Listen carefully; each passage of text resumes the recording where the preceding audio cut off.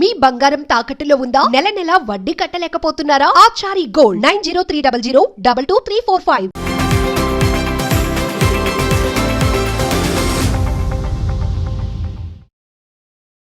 నమస్తే, welcome to Magna TV. నేను ఆదిత్య.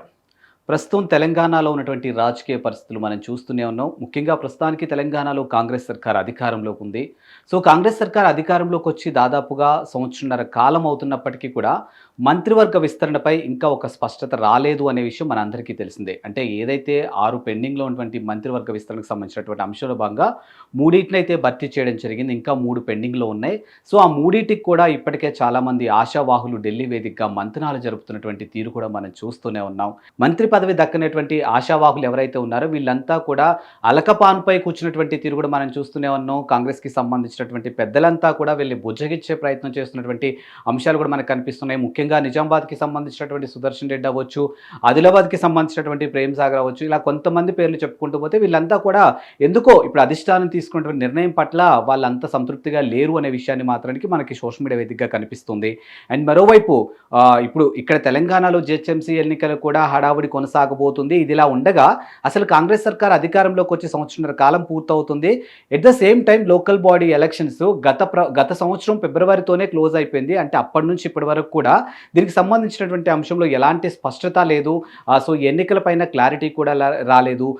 ఇదిగో నెక్స్ట్ మంత్ చేయబోతున్నాము, ఆ నెక్స్ట్ మంత్ చేయబోతున్నాం అనే అంశాలు కూడా మనం చూసాం. బట్ మొత్తానికి ఈ అంశం పైన మంత్రి సీతక్క ఒక క్లారిటీ ఇచ్చినటువంటి అంశం మనకి ఇక్కడ తెలుస్తుంది. సో జూలైలో ఖచ్చితంగా ఎలక్షన్స్ జరగబోతున్నాయి. 10 రోజుల్లో దీనికి సంబంధించినటువంటి నోటిఫికేషన్ కూడా రిలీజ్ చేస్తాము అన్నట్టుగా ఆవిడ కొన్ని వ్యాఖ్యలు చేయడం జరిగింది. అండ్ 15వ ఆర్థిక సంఘానికి సంబంధించినటువంటి బిల్స్ పెండింగ్ ఏదైతే ఉందో, దాదాపుగా 1600 కోట్ల పెండింగ్ ఏదైతే ఉందో అవన్నీ కూడా ఎలక్షన్స్ తర్వాత రిలీజ్ అయ్యే అవకాశం ఉంది అన్నట్టుగా ఆమె చెప్పినటువంటి తీరు కూడా మనకి ఇక్కడ కనిపిస్తూ ఉంది. మరోవైపు ప్రస్తుతానికి తెలంగాణలో కాళేశ్వరానికి సంబంధించినటువంటి అంశంలో బీఆర్ఎస్ ఎదుర్కొంటున్నటువంటి అంశాలు కూడా మనం చూస్తూనే ఉన్నాం. మరోవైపు బీజేపీ నుంచి కూడా రాష్ట్ర నాయకుడికి ఇంకా పేరు ఖరారవకపోవడంతో అక్కడ జరుగుతున్నటువంటి అంశాలు కూడా మనం చూస్తూనే ఉన్నాం.